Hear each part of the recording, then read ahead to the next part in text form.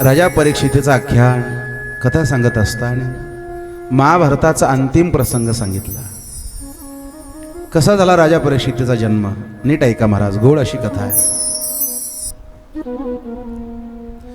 यदा मृधे कौरव सिंजयाना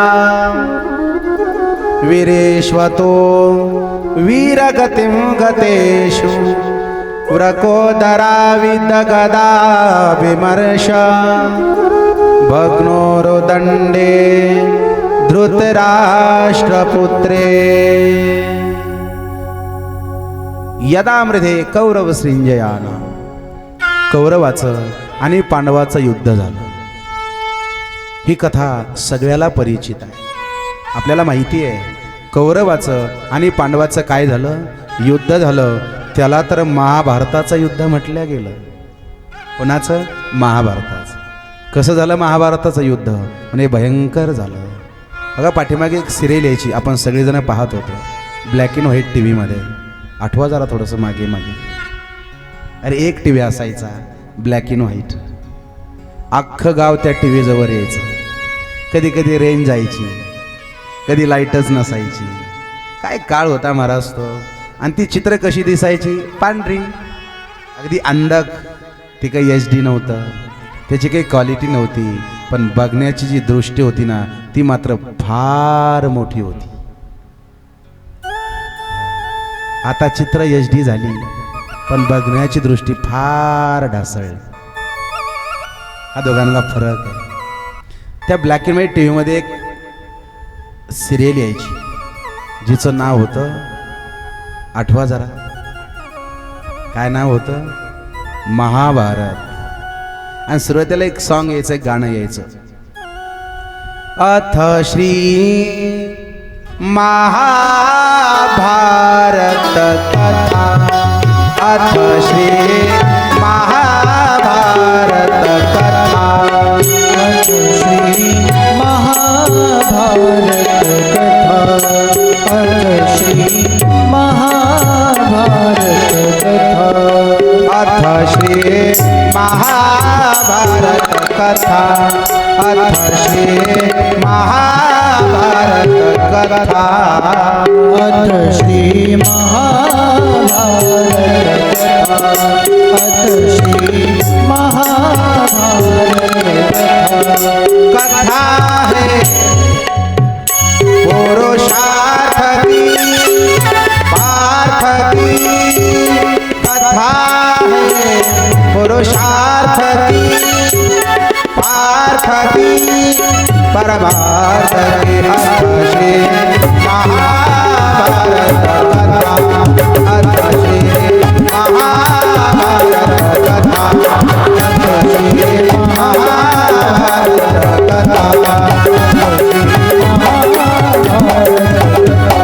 अथ श्री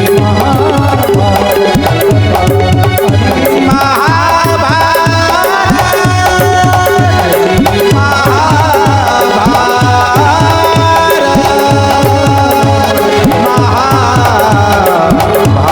कथा,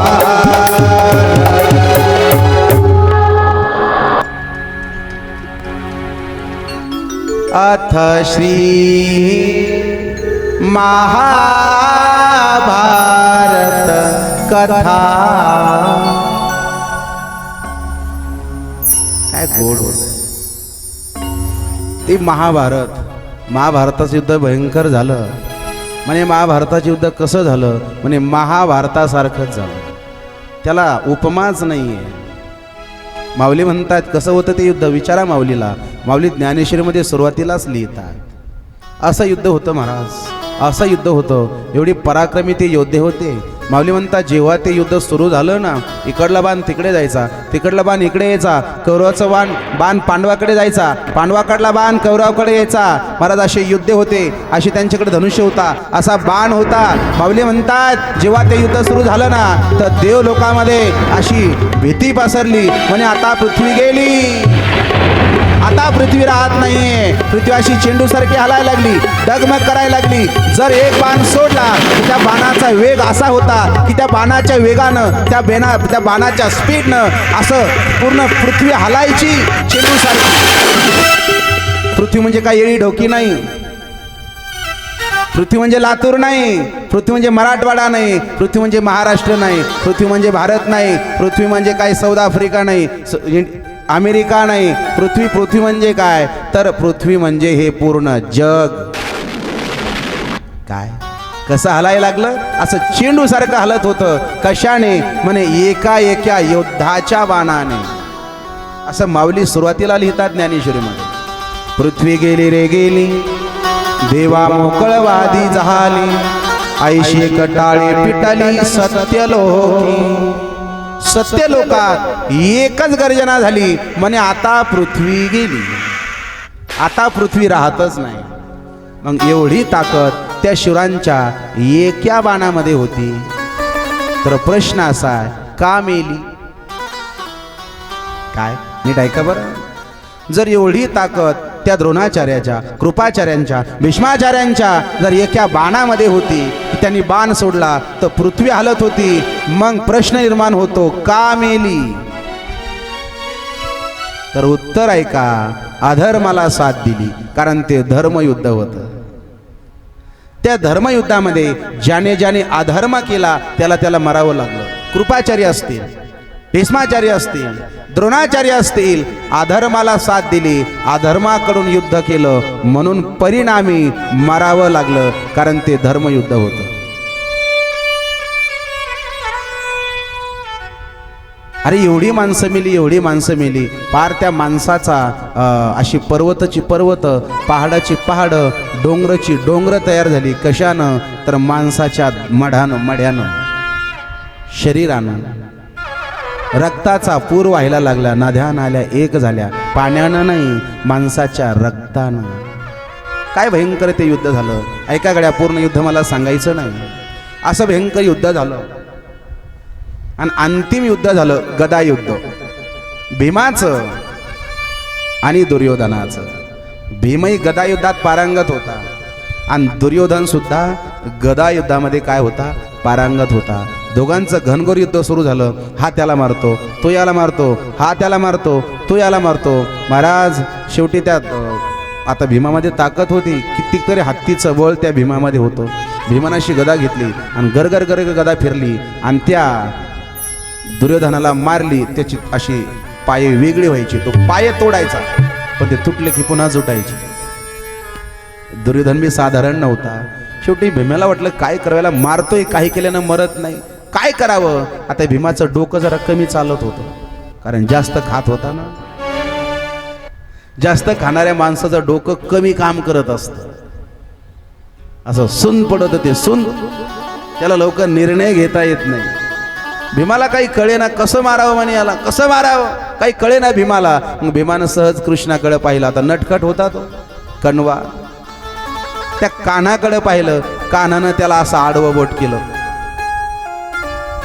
काय केलं, इशारा दिला.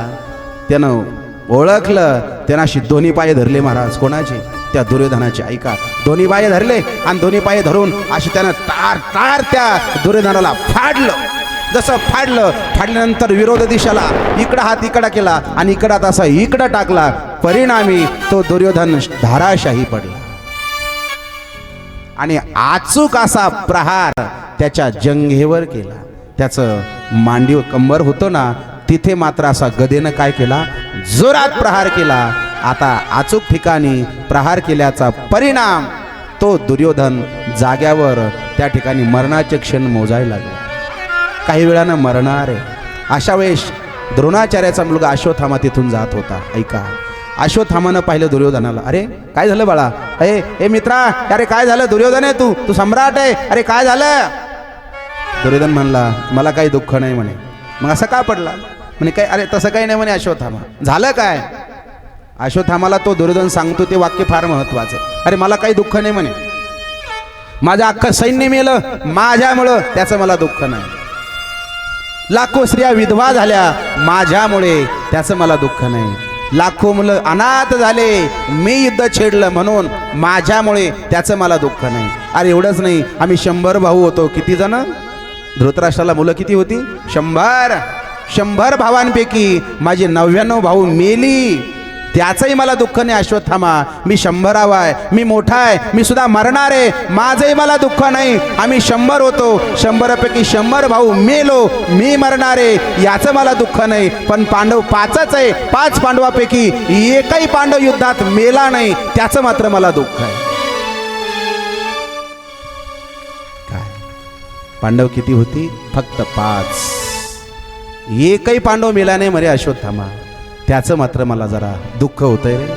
मग अश्वत्थामा म्हणतो त्यात काय एवढ्या अवघड, मी जातो, मी मी मी जातो मारतो त्याला. दुर्योधन म्हणला अरे ज्याला मारण्यासाठी उभं आयुष्य खर्च केला, आम्ही पूर्ण आयुष्य खर्च केलं, पूर्ण आयुष्य घातलं त्या पांडवाला मारण्याकरता, ज्यांचा केस आम्ही वाकडा केला नाही, तू म्हणतो आत्ता जातो मारतो. ए मित्रा काळजी करू नको, तुला दाखवायला त्यांची धडा आणतो म्हणे, त्यांचे मुंडके आणतो, थांब म्हणे, काळजी करू नको. आणि तो अश्वत्थामा निघाला.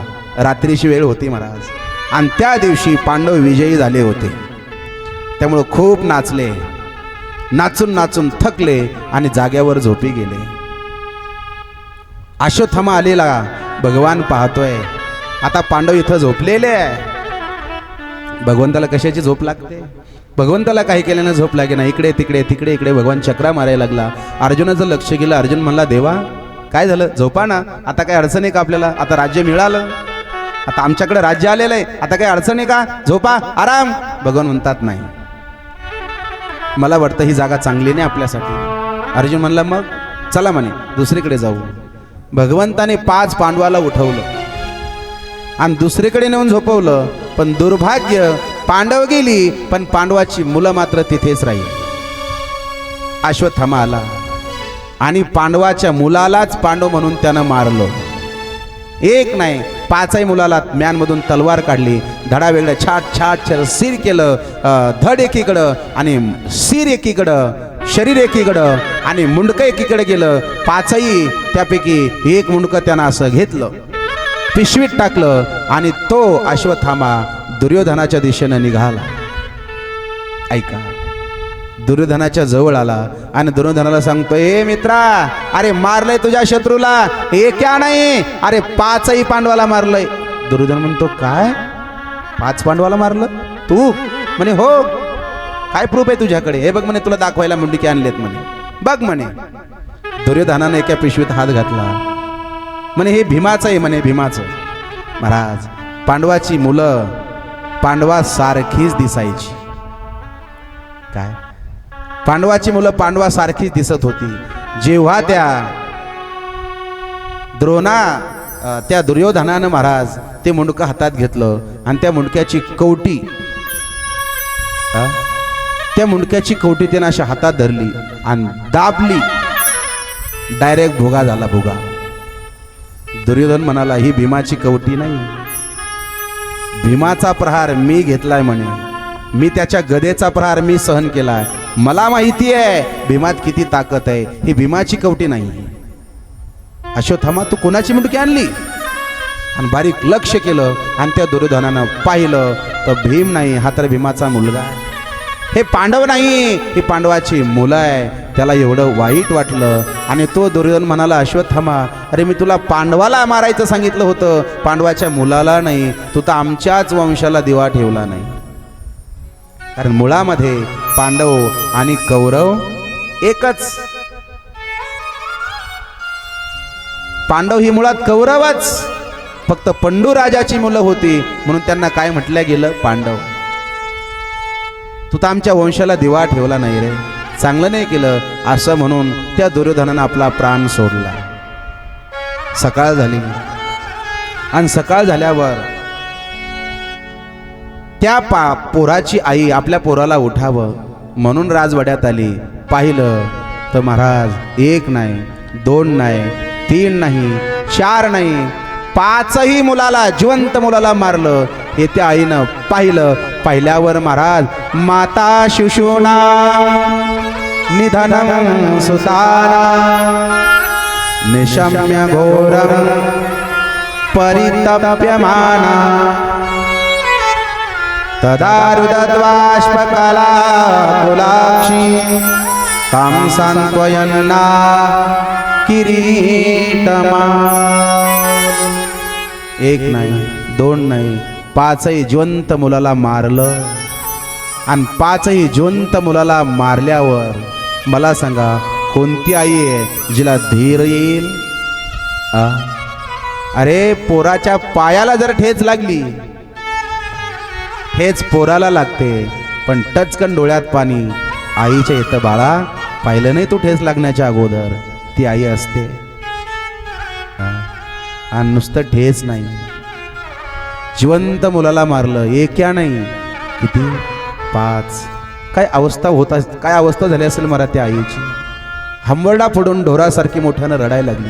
अरे काय पाप केलं माझ्या बाळाने? कोणी मारलाय माझ्या जिवंत मुलाला? निरपराध बाळाला कोणी मारलं? अरे कोण आहे हा असा दुष्ट ज्यानं काही माझ्या लहान मुलाला मारलं? हा आहे तरी कोण? काय काय काय बिघडलं होतं माझ्या मुलांनी कुणाचं, ज्याने आणखी हे जगच पाहिलं नाही? आणि टावं फोडा लागली आणि हंबरडा फोडून रडायला लागले. 5ही पांडव जागी झाली. काय झालं? नकुल आला, सहदेव आला, भीम आला, अर्जुन आला. काय झालं काय? अर्जुनानं पाहिलं. अर्जुन म्हणतो, ए द्रौपदी, रडू नकोस. तू वीरांची पत्नी आहे, तू शूरांची पत्नी आहे, आणि वीरांच्या पत्नीला रडणं शोभा देत नाही. रडू नको म्हणे, रडणं तुला शोभा देत नाही. काळजी करू नको. तुझ्या बाळाला ज्यानं मारलं ना, त्याचा बदला घेतल्याशिवाय राहणार नाही. हा अर्जुन प्रतिज्ञा करतोय. अर्जुनानं धनुष्य उचलला आणि धनुष्य वरती केला. ए काळजी करू नको. ज्यानं तुझ्या पोराला मारलं ना, त्याला तुझ्या समोर आणल्याशिवाय हा अर्जुन धनुष्यच खाली ठेवणार नाही. प्रतिज्ञा करतोय अर्जुन. आणि अर्जुनानं प्रतिज्ञा केली. रथामध्ये निघाला. निघाल्याच्या नंतर रथ असे वाऱ्याच्या वेगानं रथ घेऊन अर्जुन निघालेला. आणि अर्जुनाला आलेला अश्वत्थामानं पाहिलं. मलाच मारायला आला की काय असं म्हणून अर्जुनाला पाहून अश्वत्थामा पळायला लागला. अर्जुन म्हणतो, मला पाहून का पळतो? यानंच मारलं की काय? मग अर्जुनानं रथ अश्वत्थामाच्या मागे लावला. अश्वत्थामा पुढे, अर्जुन मागे, अश्वत्थामा पुढे, अर्जुन मागे. अर्जुनानं धरलं, रथाला बांधलं आणि त्या द्रौपदीच्या समोर आणून ठेवलं. सांग कसं मारायचं याला? तू रडत होतीस ना, याचा बदला घ्यायचा म्हणे. सांग कसं मारू याला? तू जर म्हणत असली ना, याच्या शरीराची पार चाळणी करायची, बाणं मारू मारू, तरी तयारी आहे. तू म्हणत असली याला अग्नीमध्ये जाळून मारायचं, मारतो. पाण्यात बुडून मारायचं, मारतो. फक्त सांग याला मारायचं तर कसं मारायचं? ऐका ती काय म्हणते. ती द्रौपदी म्हणते, अहो उवाच चासहन्त्यस्य बंधनानयनं सती मुच्यतामेष ब्राह्मणो नितरां गुरु. अहो मारू नका, सोडून द्या. अर्जुन म्हणतो, काय तुला कळतंय का तू काय बोलते? अरे तुझ्या एक नाही 5 मुलाला मारलं यानं, आणि 5 मुलाला ज्यानं मारलंय त्याला तू सोडून द्यायची भाषा करते? तुला कळतंय का तू काय बोलते? म्हणे हो, चांगलंच कळतं. मग खुशाल मारा म्हणे, पण त्याला मारून जर माझी 5 मुलं जिवंत होत असतील तर मारा. काय भाव आहे ओ स्वामी. आणि दुसरी गोष्ट, तो तुमच्या गुरुचा मुलगा आहे, म्हणजे परंपरानं तो तुमचा गुरु आहे. द्रोणाचार्याचा मुलगा आहे तो. आता अर्जुनापुढे तर धर्मसंकटच आलं. काय करावं? मी तर प्रतिज्ञा केलेली आहे, त्याचा बदला घेतल्याशिवाय धनुष्य खाली ठेवणार नाही. माझ्या प्रतिज्ञेचं काय? मग तिथे भीम होता. भीमाला विचारलं, भीमा काय करायचं याचं? धर्म होता. धर्माला विचारलं मोठ्या भावाला, दादा काय करायचं याचं? धर्म म्हणला, अर्जुना बघ बाबा, जसं धर्मग्रंथात असेल तसं कर. अधर्म होता कामा नाही. उत्तर काय मिळालं नाही चांगलं. भीमाला विचारलं, भीमदादा काय करायचं याचं? भीमला काय करायचं म्हणजे मारायचं आणि काय करायचं? आणि जर तुला नसलं जमत तर हो म्हणे, माग एका गदेत याला मारतो म्हणे. भीमाची गदा वरच असायची. पण अर्जुनाला समर्पक उत्तर काय भेटे ना. तर त्याच सभेमध्ये भगवान सुद्धा बसलेला होता. पण भगवान म्हणतात, आपल्याला कोणी विचारतच नाही तर कसं सांगावं? आणि शहाणी माणसं मनानं सांगत नसतात. शहाणी माणसं कधीही कामापेक्षा जास्त बोलत नसतात, आणि तीच शहाणी असतात. बसलं की जे कुठं सुरू होतं, शहाणं नाही ते, दीड शहाणं. भगवान त्या सभेत होता. भगवान म्हणतो आपल्याला कोणी विचारतच नाही, मनाने कसं सांगावं. मग अर्जुनाचं लक्ष भगवंताकडे जातं. ओ देवा, तुम्ही तरी सांगा ना, काय करायचं काय याचं, याला मारायचं की ठेवडायचं. ऐका गड्या उत्तर काय सांगतो भगवान. व्यासजी भागवतात लिहितात, ब्रह्मबंधुर्न हन्तव्यो आतताई वदार्हनः मयेवो भयमानात परिपाह्यनुशासनम्. भगवान म्हणतो, हे अर्जुना, ब्रह्मबंधुर्न हन्तव्यो, जो ब्राह्मण आहे, ऐका बरं उत्तर आता इतकं छान आहे. काय म्हणतो भगवान, जो ब्राह्मण आहे त्याला मारायचं नाही, आणि जो बाल हत्यारा आहे, ज्यानं लहान बाळाची हत्या केलेली आहे, त्याला सोडायचं नाही. म्हणजे अश्वत्थामा ब्राह्मण आहे, त्याला मारायचं नाही, आणि अश्वत्थामानं लहान मुलाला मारलं, त्याला सोडायचं नाही. आता नेमकं काय करायचं, मारायचं बी आणि सोडायचं बी. मारायचंही नाही, सोडायचं बी नाही. नेमकं करायचं काय. भीमाला राग आला. भीमाला ए कृष्णा, अरे एक तर मारायचं तरी सांग, नाही तर सोडायचं तरी सांग. मारू नको म्हणतो, सोडू नको म्हणतो, अरे नेमकं करायचं काय आम्ही. भगवान म्हणतो, भीमा तुलाही कळणार, तुझं डोकं तिथं चालणार नाही, कारण तू जास्त खातो. माझ्या अर्जुनाला कळतंय, कारण तो माझा शिष्य आहे. शिष्यस्तेहं शाधिमां प्रपन्नम. तो माझा शिष्य आहे, मी त्याचा गुरु आहे. आणि त्या अर्जुनाला संकेत कळाला, मोठ्या माणसाचा अपमान करणं म्हणजेच त्याला मारणं असतं. म्हणून तर मोठाली माणसं अपमान मरायला तयार होतात, पण अपमान स्वीकार करायला तयार होत नाही. म्हणून तर स्वतः गोळी झाडून अनेक मोठमोठाली लोक काय करतात, स्वतःचं जीवन संपवतात. का? त्याच्या मागचं कारण फक्त आणि फक्त हेच आहे, का अपमान नकोय. स्वतः जीवन संपवतात. अरे चांगली चांगली लोक साधे फॅडले भयानक चालू आहे महाराज. विनंती कथेतून आत्महत्या कधी करायची नाही महाराज.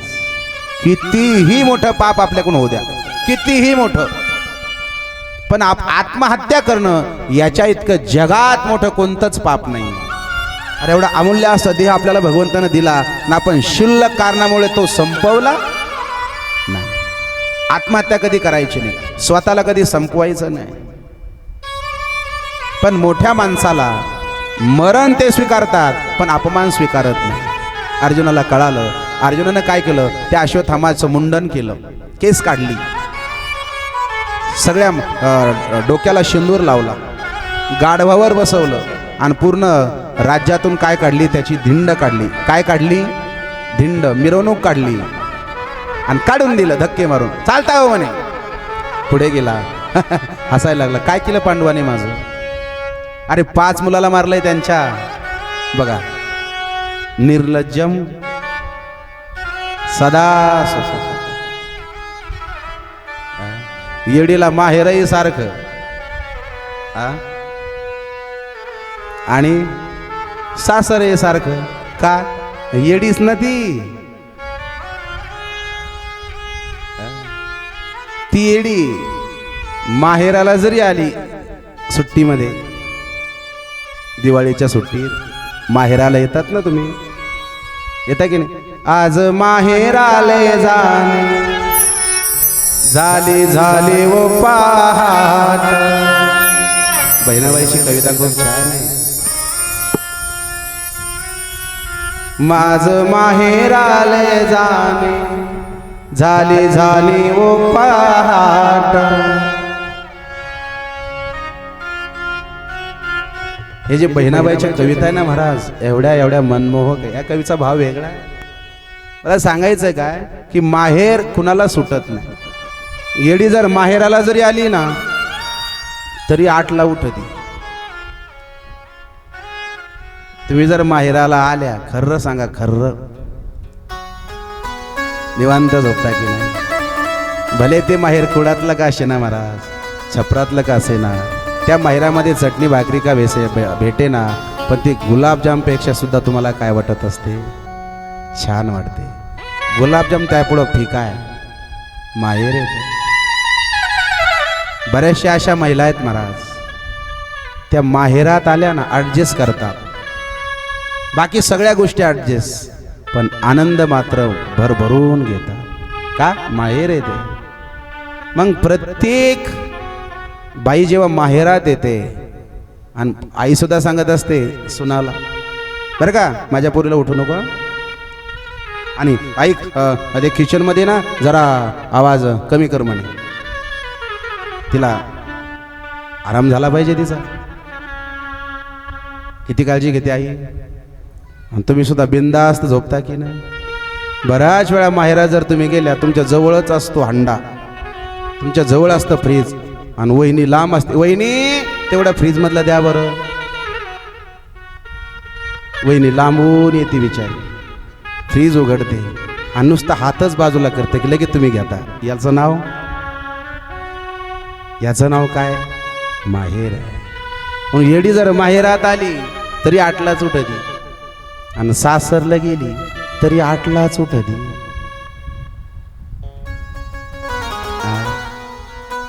येडी ना ती. तसा जो निर्लज्ज माणूस असतो, सांगायचा भाव काय, जो निर्लज्ज माणूस असतो त्याला मान दिला काय, त्याला काहीच फरक नाही, आणि त्याचा अपमान केला काय, त्याला काहीच फरक नाही. निर्लज्जच ना तो. अरे एवढा मोठा अपमान केला पांडवाने, काय केलं म्हणे यांनी माझं, पुढं केला, यांच्या वंशालाच दिवा ठेवायचं नाही म्हणे. अरे माझ्या लक्षात आलं, 5 पांडवाच्या पोराला तर मी मारलं, पण अर्जुनाचा एक मुलगा आहे अभिमन्यू, आणि त्याची पत्नी उत्तरा, युद्ध चालू असताना ती गर्भवती होती म्हणे.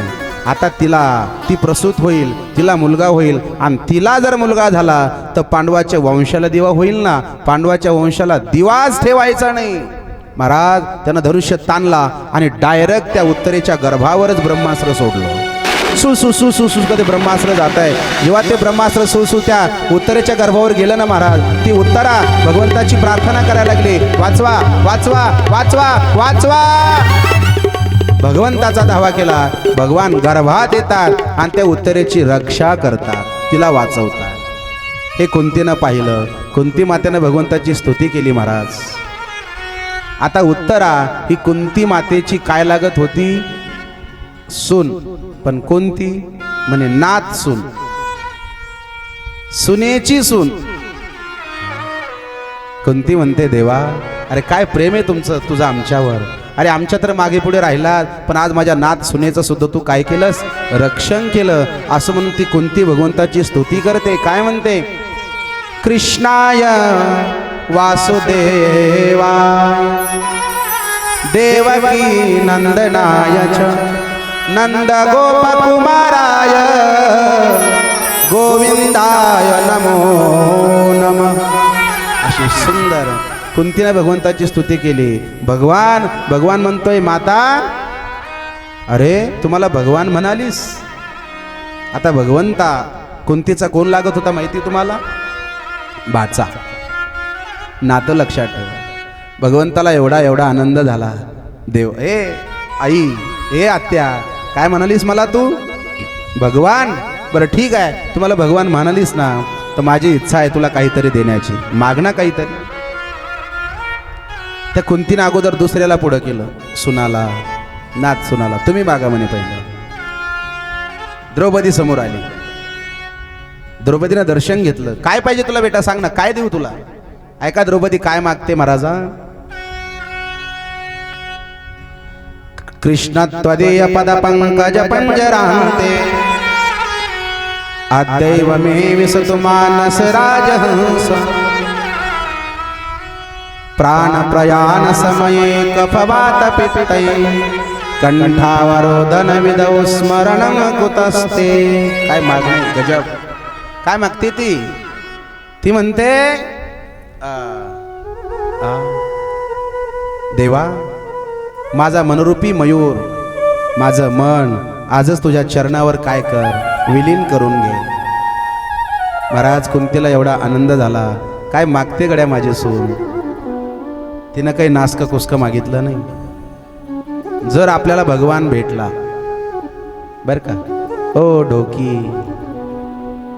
जर आपल्याला भगवान भेटन ना, नाही नाही म्हणतात ह्या, म्हणजे विश्वास आहे तुम्हाला?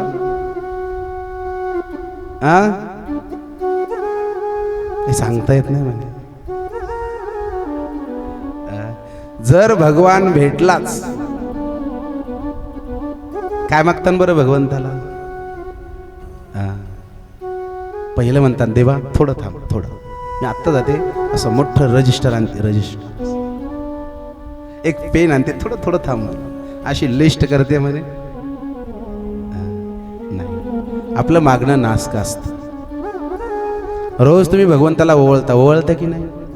सकाळी सकाळी जय जगदीश हरे स्वामी, जय जगदीश हरे ओवळता. आणि म्हणता म्हणता काय म्हणता? सुख संपत्ती घर आवे. काय म्हणता? अशी पंचारती ओळख असताना सुख संपत्ती घर आवे, पुढे कष्ट मिटे तनका, जय जगदीश हरे. आणि पुढे सफाया किती छान देता, सफाया तेरा तुझी को अर्पण. अर्पण करता का तुम्ही? काय अर्पण करता? खरं सांगा. नाही. काय मागते महाराज ती कोणती? देवा माझं मन आजच तुझ्या चरणावर लागावं ही माझी इच्छा आहे. म्हणे का नंतर का नको? म्हणे प्राण प्रयाण समये कफवात पित्तै कंठावरोधन विधौ स्मरणं कुतस्ते. प्राण जेव्हा प्रयाणाची वेळ येते तेव्हा कफ होतो, वात येतो, पित्त होतं, डोळ्यांना दिसत नाही, कानानं ऐकू येत नाही. आपण म्हणावं बाबा चला ना कथेला, महाराज खूप छान सांगतात कथा, काहीच वय नाही महाराजांचं, चला कथेला चला, खूप छान कथा सांगतात महाराज. बाबा म्हणतो आत्ताच जेवलो.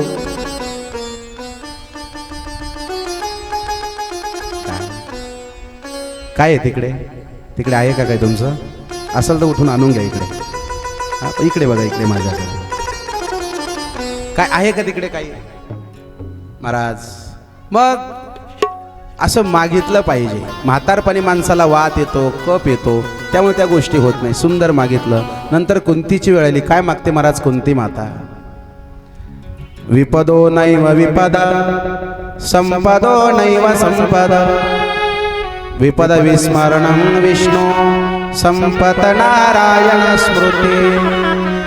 कुंतीला जेव्हा विचारलं ना महाराज काय मागते ते कुंती, कुंती म्हणते हे देवा मला काय कर? म्हणे विपत्तीवर विपत्ती दे, मला संकटावर संकट दे, मला दुःख दे. महाराज भगवंताला धक्काच बसला असं मागितल्यावर.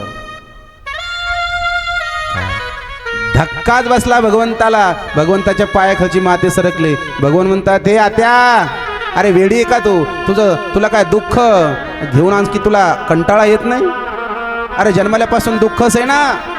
अरे तुझी पोरं लहानाली होती, ती कौरव 24 तास तुझ्या पोरावर नजर टाकून होती, दुःखच तर होतं. कधी लाडूमध्ये विष घालून मारण्याचा प्रयत्न केला, दुःखच तर झालं. कधी झाडावून ढकलून देण्याचा प्रयत्न केला, दुःखच झालं. कधी पाण्यात बुडून मारण्याचा प्रयत्न केला, अरे दुःखच मिळालं. अरे 12 वर्षाचा वनवास तुझ्या पोराला दिला, दुःखच तर दिलं. एका वर्षाचा अज्ञातवास दिला, दुःखच दिलं. आणि आज तुला सुख झालं, तुझी पोरं सुखात राहिली, तुला राज्य मिळालं, आणि भर सभेत तुम्हाला भगवान म्हणाली, आणि मी तुला मागायचं सांगितलं, तू पुन्हा दुःखच मागितलं. महाराज कुंती हसते. कुंती म्हणते हे देवा लहानपणी पोरं दुःखात होती म्हणून तर तू त्यांच्यासोबत राहिला. 12 वर्षे वनवास मिळाला म्हणून तर आमच्या मागे पुढे राहिला. एका वर्षाचा अज्ञातवास मिळाला म्हणून तर आमच्या मागे पुढे राहिला. आणि आता सुख देऊन काय आमच्यापासून निघून जाण्याचा प्रयत्न करतोय का? जर तू जात असेल ना देवा, आगी लागो तया सुखा, जेने हरी नये मुखा. अरे आग लागो त्या सुखाला ज्या सुखामध्ये तू नसेल. म्हणून वर्णन आहे. सुख में सुमिरन दुख में सुमिरन सब करे. सुख में सुमिरन सब करे. सुख में करे ना को.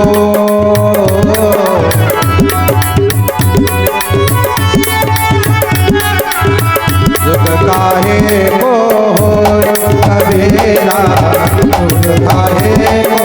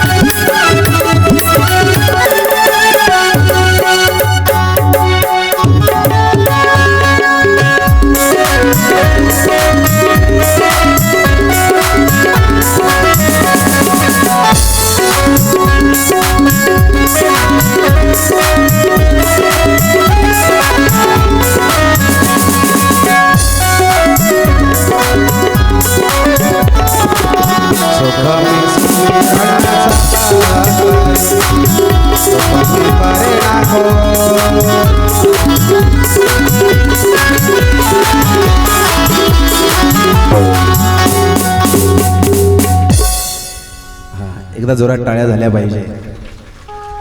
आज या ठिकाणी माझे परमस्नेही परममित्र जीवसच्या कंठस्थ अमोलजी महाराज शास्त्री लातूरकर महाराजांचं या ठिकाणी आगमन झालेलं आहे.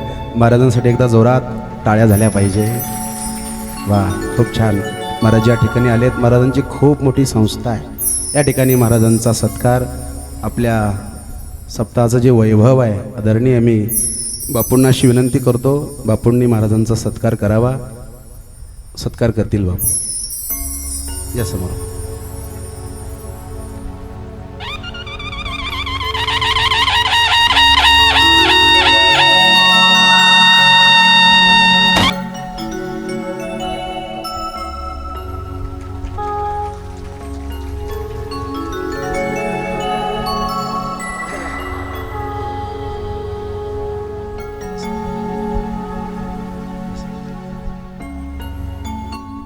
महाराजांमागं तसा खूप व्याप असतो बरं. पण ते म्हणतात ना, जिथे आवड असते तिथे माणसाला सवड नक्कीच निघत असते. जिथे प्रेम असतं तिथे या गोष्टी अगदी अलगद सहज होतच असतात. म्हणून महाराजांची खूप मोठी संस्था आहे. अनेक विद्यार्थी या महाराष्ट्राला आदरणीय शास्त्रीजींनी दिलेले आहे. अनेक तबलजी दिले, पखवादे दिले, अनेक कीर्तनकार, कथाकार पूज्य आमच्या शास्त्रीजींनी या लातूर परिसरातून अनेक हिरे असे तयार झाले. आज जे उभ्या महाराष्ट्रामध्ये महाराष्ट्र गाजवतात. खूप गोड, खूप व्यस्तता असते महाराजांची कथेची, कीर्तनाची. पण मगाशी फोन झाला, म्हटलं ते म्हणे मी येतोय. म्हणलं वा, या, तुमचं स्वागत आहे.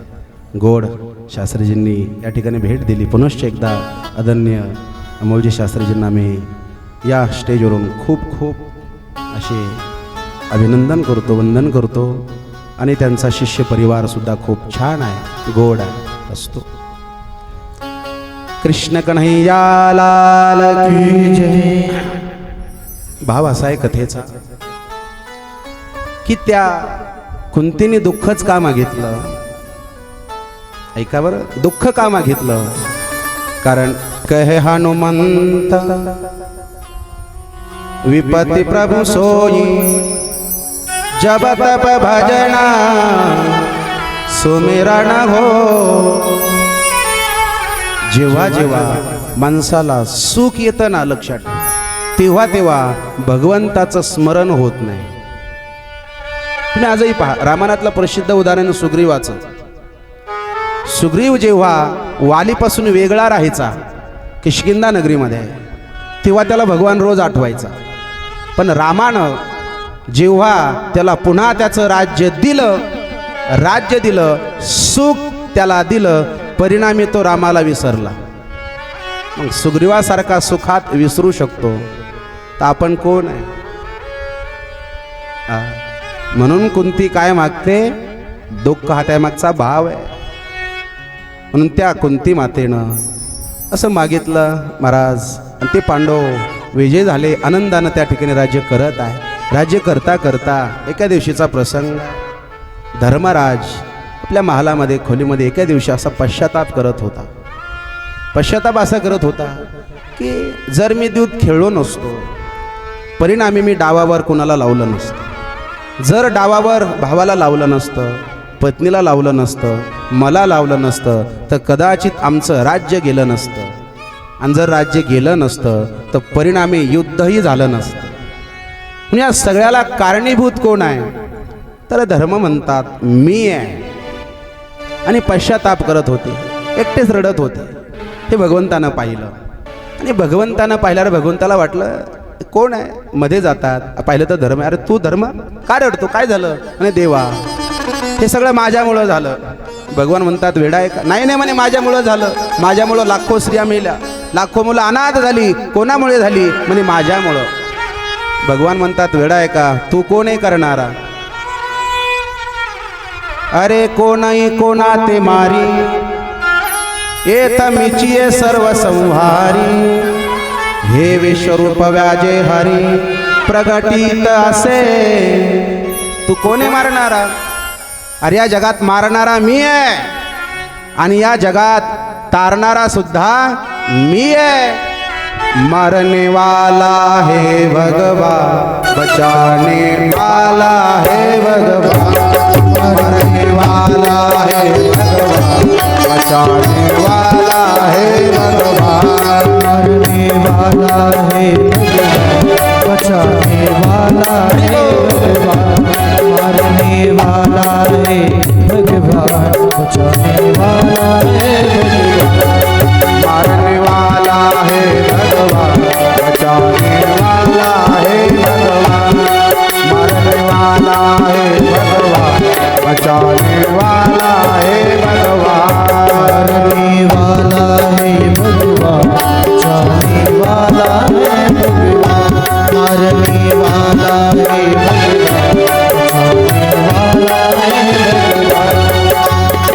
उसी का सोचा यहाँ पे होता,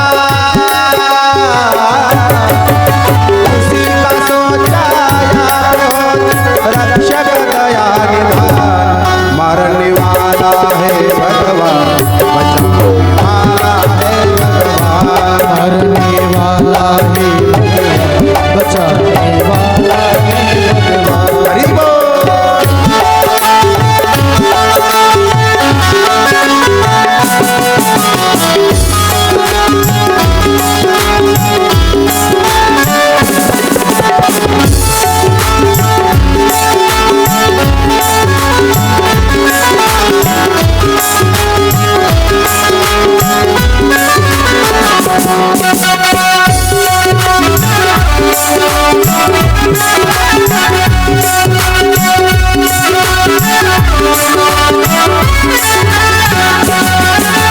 जलथल अगन आकाश, केवल उसकी सत्ता, केवल उसकी सत्ता. केवल उसकी सत्ता. जलथल अगन आकाश पर, केवल उसकी सत्ता, केवल उसकी सत्ता. केवल उसकी सत्ता, केवल उसकी सत्ता. प्रभु इच्छा के बिना यहाँ हिल न सके पत्ता, हिल न सके पत्ता. हिल न सके पत्ता, हिल न सके पत्ता. उसी का सोचा यहाँ पे होता, उसी का सोचा यहाँ पे होता. रक्षक दया निधान. मारने वाला है भगवान, बचाने वाला है भगवान. मरने वाला है भगवान, बचाने जाने वाला है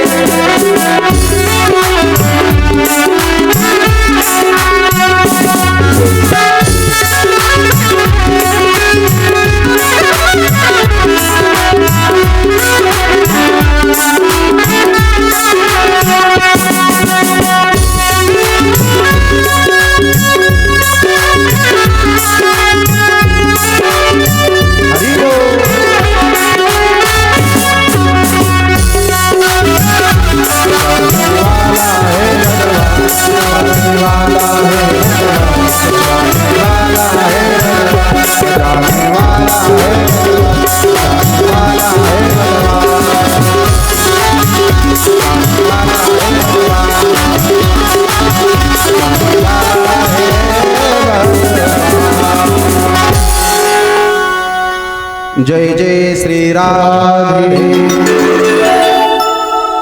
भगवान म्हणतो, हे धर्मा मारने वाला हे भगवान, बचाने वाला हे भगवान.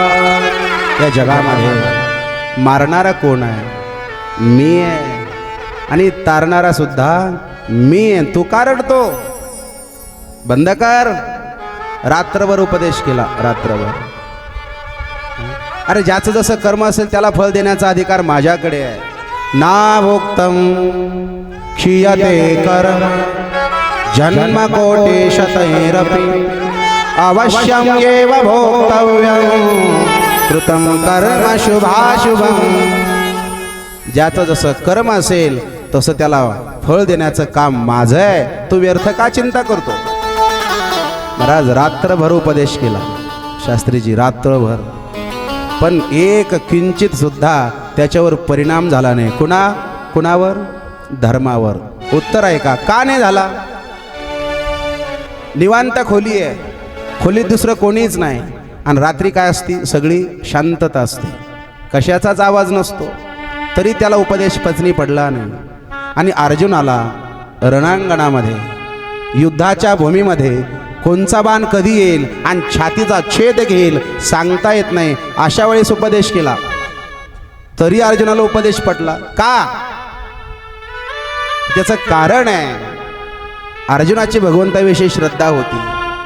कारण त्यानं गुरु मानलं होतं. श्रद्धावा लभते ज्ञान. जर एखाद्याचं ज्ञान आपल्याला पचनी पडावं असं वाटत असेल तर त्याच्याविषयी श्रद्धा असावी. रात्रभर उपदेश केला, उपदेश पचनी पडला नाही. भगवान म्हणतात, दुखणं बरं झालं नाही, डॉक्टर बदलावा लागेल. एखादा आजार जर आपल्याकडनं एखाद्या डॉक्टरकडे गेलो, जर निदान झालं नाही, आपण डॉक्टर काय करतो? बदलतो. तसं भगवान म्हणतात, सकाळ झाली, आता कोणीतरी पाहिलं पाहिजे. म्हणून भगवंतानं पाचही पांडवाला घेतलं, कुंतीला घेतलं आणि थेट जिथे पितामह भीष्म शरपंजरीवर पडलेले आहे तिथं 5 पांडवाला घेऊन येतात. 5 पांडवाला आलेलं भीष्माने पाहिलं. पाहिल्यावर महाराज त्या भगवंताला पाहण्याची इच्छा झाली, पाहिल्यावर नमस्कार करण्याची इच्छा झाली. पण हातामध्ये बाण मारलेली होती. मनोमन वंदन केलं. कारण अर्जुनानं पार भीष्माचार्याच्या शरीराची चाळणी केली होती बाण मारू मारू. हातात बाण, पायात बाण, डोक्यात बाण, कमरेत बाण, सगळीकडे बाणच बाण मारली होती. पार भीष्माचार्यांच्या शरीराची चाळणी केली होती बाण मारू मारू. चाळणी समजते ना आपल्याला? मग चाळणीला छिद्र असतात ना, का छिद्राची चाळणी असते? ओ डोकी, कसं आहे? चाळणीला छिद्र असतात का छिद्राची चाळणी असते? चाळणीला छिद्र असतात, म्हणजे छिद्राची चाळणी नसते. हे कसं आहे महाराज? अशी त्या शरीराची पार चाळणी केली होती कोणी? अर्जुनाने. बाण मारू मारू एवढी बाण मारली होती. भगवान येतो, भगवान कृष्ण म्हणतो, हो पितामह, यांना तुम्ही उपदेश करा. पितामह हसतात. पितामह म्हणतात, हे कान्हा, खेळ तो येण्याची खेळावा, खेळ फक्त तूच खेळावा म्हणे. अरे मला जी बाणं मारली ही अर्जुनानं नाही मारली, ही तुझ्यामुळे मारली. आणि त्याच अर्जुनाला उपदेश करायचा. आणि कोणी तर पुन्हा मी म्हणे हो तुम्ही. याचं नाव महाभारत आहे महाराज. हा महाभारतातला प्रसंग चालू आहे आपला, लक्षात ठेवा. ठीक आहे म्हणे तुझी इच्छा आहे तर करतो. आणि 5 पांडवाला धर्माकडं बोट करून पितामह भीष्म म्हणतात, हे धर्मा तू राजा आहे. आणि राजा कसा असला पाहिजे? धर्मात्मा असला पाहिजे. राजा हा दानी असला पाहिजे. दान धर्माचा उपदेश केला. दान धर्मान राजधर्मान मोक्ष धर्मान विभागशः श्री धर्मान भगवत धर्मान समासव्यास योगत. ए धर्मा, राजा दानी असला पाहिजे. जेव्हा प्रजा संकटात असेल तेव्हा संकटात असलेली प्रजा तिला संकटातून काढण्याकरता राजा हा दानशूर असला पाहिजे. म्हणून तर कोरोना काळामध्ये आपल्याला हॉस्पिटलमध्ये सुद्धा काजू खायला भेटत होती, दूध प्यायला भेटत होतं. दूध कुठे? घाटीमध्ये. का बरं? प्रजा कशात होते? संकटात. आणि जेव्हा जेव्हा प्रजा संकटात असते तेव्हा तेव्हा राजा हा दानी असला पाहिजे. काजू भेटायचे खायला. भेटायचे की नाही? आता जा बरं. तेव्हा प्रजा काय होती? संकटात. म्हणजे संकट जेव्हा जेव्हा प्रजेवर येईल तेव्हा तेव्हा राजा हा दानी असला पाहिजे. दान धर्माचा उपदेश केला. नाहीतरी माणसानं दानी असलं पाहिजे. दान दिये धन ना घटे. क्या? दान दिये धन ना घटे जैसे पंछींनी. दान दिल्यानं घटत नसतं, दान दिल्यानं वाढत असतं. कशा पद्धतीनं? जर तुम्ही दान दिलं तर धन पवित्र होत असतं. तन पवित्र सेवा किये धन पवित्र करता मन पवित्र हरि भजन सो होत त्रिविध कल्याण. जर शरीर पवित्र करावं असं वाटत असेल तर या शरीरानं काय करा? सेवा करा. या मंडपमध्ये तुम्ही आहात ना, कथा झाली झाडून घ्या, कथा झाली चटया उचला. ही सेवा आहे. याने होईल काय? शरीर पवित्र होईल. तन पवित्र सेवा की. आणि तुम्हाला जर तुमचं धन शुद्ध व्हावं असं वाटत असेल तर काय करा गड्या? तर म्हणे दान करा.